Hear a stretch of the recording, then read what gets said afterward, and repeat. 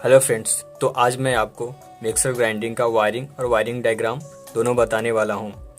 तो अगर आप ये वीडियो अंत तक देखेंगे तो आपके मन में कोई भी डाउट नहीं रह जाएगा कि इसका वायरिंग कैसे करते हैं, और इसमें से अगर कोई पार्ट्स ख़राब हो जाए तो आप इजीली उसको चेंज कर सकते हैं, जिससे कि आप अपना पैसे बचा पाएंगे। तो चलिए मैं आपको बताता हूँ। सबसे पहले जान लेते हैं मिक्सर ग्राइंडर हमारे क्या क्या पार्ट्स होते हैं। ये देखिए, ये हमारा यूनिवर्सल मोटर है। यूनिवर्सल मोटर में एक हमारा फील्ड वाइंडिंग रहता है और एक आर्मेचर रहता है।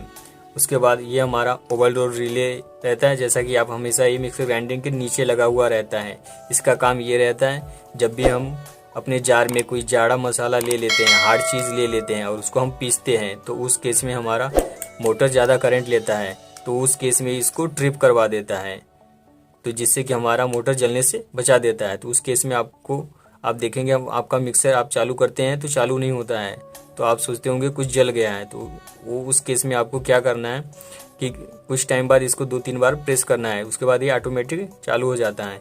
ये हमारा सिलेक्टर स्विच है। सिलेक्टर स्विच का काम मिक्सर ग्राइंडर को चालू और बंद करना, और जो भी स्पीड चाहें आप, हाई, मीडियम, लो, इन तीनों स्पीड में से एक सेलेक्ट कर सकते हैं।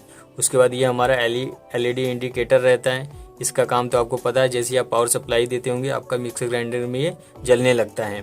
तो बस इसमें इतना ही पार्ट्स है, और इन सभी का वायरिंग कैसे करते हैं, इन सभी को कैसे जोड़ते हैं, तो चलिए मैं आपको प्रैक्टिकली दिखाता हूँ। अभी फ्रेंड्स, ये हमारा यूनिवर्सल मोटर है। तो टोटल देखते हैं इसमें कितने वायर हैं। ये देखिए, टोटल हमारे 3 में 4 वायर्स हैं। अब ये 4 वायर कहाँ से कनेक्ट होगा, तो चलिए मैं आपको बताता हूँ। ये जो 3 वायर हैं ये हमारे हाई, मीडियम, लो स्पीड वाले वायर हैं। तो इनको हमको सिलेक्टर स्विच में देना है। तो ये जो हमारा रेड है, तो यहाँ से हमको इसको 3 नंबर में देना है। ये देखिए, ये 3 नंबर, यहाँ पे आप ध्यान से देखेंगे तो ये हमारा 3 नंबर है। तो यहाँ पे हमें रेड वाला दे देना है। अगर आप इन तीनों वायर को चाहे इन केस चाहे 3 में या 2 में या 1 में किसी में भी दे देंगे, तो उस केस में क्या होगा कि कोई सा भी स्पीड होगा। जैसा कि आप 1 नंबर में करेंगे, अगर ये वायर आपने गलती से 1 नंबर में दिया तो हाई स्पीड चलेगा, कुछ प्रॉब्लम नहीं होगा फ्रेंड्स। आपका ऐसा नहीं कि ये जल जाएगा या कुछ स्पार्किंग होगा, ऐसा कुछ नहीं होगा। सिर्फ ये हाई, मीडियम, लो स्पीड है। अगर आपने गलती से 3 नंबर की जगह 1 नंबर दिया तो सडनली वो हाई स्पीड में चला जाएगा। बस इसका यही मतलब है।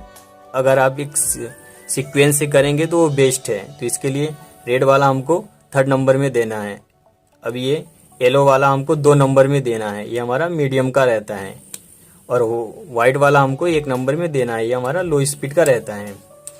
अभी उसके बाद हमारा ये पावर सप्लाई का मेन इनकमिंग सप्लाई है।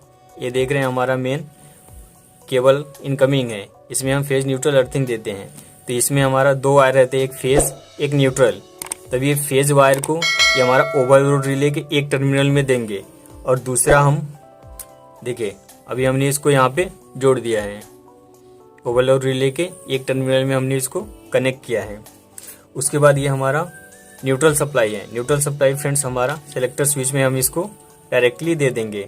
सिलेक्टर स्विच की ये जो 0 लिखा है फ्रेंड्स, यहाँ से आप ध्यान से देख रहे होंगे, सिलेक्टर स्विच की ये जो 0 लिखा हुआ है, ये 0 में हमें इसको कनेक्ट कर देंगे हम, ये 0 में। फिर यहाँ से हमारा जो एलईडी इंडिकेटर है, एलईडी इंडिकेटर ये बीच वाले में हम इसको कनेक्ट कर देंगे, क्योंकि इसको फेज और न्यूट्रल सप्लाई मिलेगा तो ये ऑन हो जाएगा।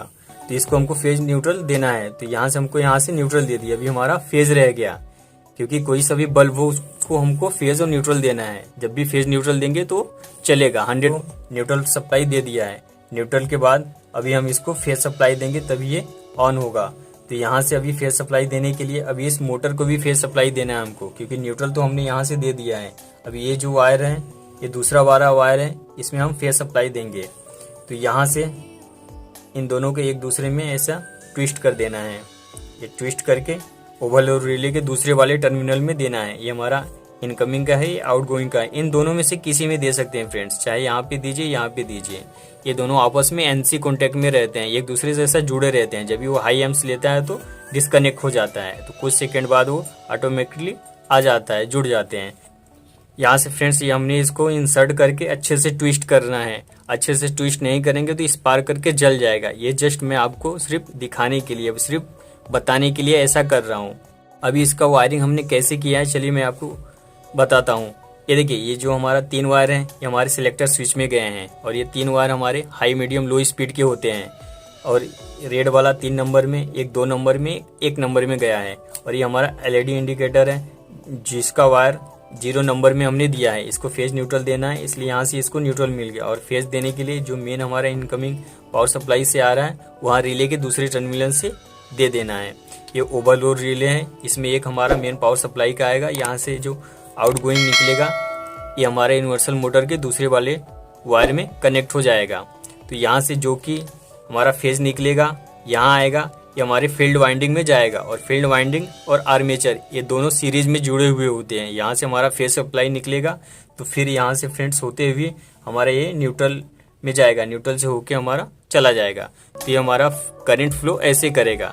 अभी फ्रेंड्स हमने इसको पावर सप्लाई दे दिया है। पावर सप्लाई देने के बाद जैसा कि आप देख रहे हैं ये हमारा इंडिकेटर जो हमारा टेस्टर है वो जल रहा है, मतलब यहाँ से पावर सप्लाई आ रहा है। यहाँ से सप्लाई हमारा ओवरलोड रिले के थ्रू होते हुए हमारा मिक्सर ग्राइंडर में गया हुआ है, फील्ड वाइंडिंग में गया हुआ है।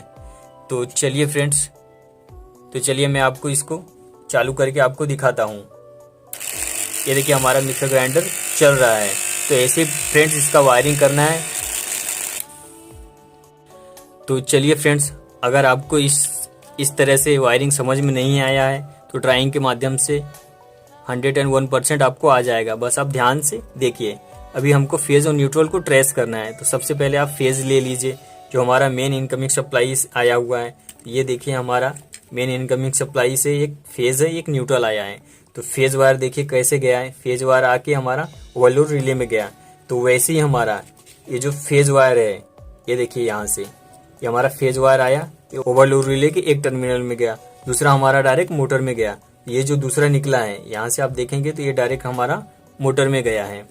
अभी फिर उसी बीच में हमारा इंडिकेटर आता है। तो ये इंडिकेटर को फेज और न्यूट्रल देना है तो ये चालू हो जाएगा। तो इसलिए हमारा जो भी यहाँ से देखेंगे ओवरलोड रिले में हमने एक इंडिकेटर का एक पॉइंट दिया है। ये इंडिकेटर का एक पॉइंट को हमने फेज दे दिया, दूसरे को यहाँ सिलेक्टर स्विच से न्यूट्रल दे दिया। तो ये हमारा इंडिकेटर का भी वायरिंग हो गया। अभी लास्ट हमारा बारी आती है हमारा ट्रेस करना न्यूट्रल की। तो न्यूट्रल को कैसे ट्रेस करना है, ये देखिए हमारा न्यूट्रल है, यहाँ से आया हमारा सिलेक्टर स्विच में, तो यहाँ से भी आ गया हमारा सिलेक्टर स्विच में। ये देखिए मेन इनकमिंग आया है सिलेक्टर स्विच में। सिलेक्टर स्विच में हमने इसको यहाँ पे दे दिया है। उसके बाद जो हमारे यूनिवर्सल मोटर के 3 स्पीड के वायर हैं हाई मीडियम लो के, तो एक 3 नंबर, एक 2 नंबर, एक नंबर में गया है, तो वहाँ कनेक्ट कर देना है और न्यूट्रल को डायरेक्टली सिलेक्टर स्विच में दे देना है। यह वायरिंग हमारा दोस्तों कंप्लीट हो गया है। अगर मेरा वीडियो आपको पसंद आया हो तो प्लीज़ लाइक करें, शेयर करें, सब्सक्राइब करें।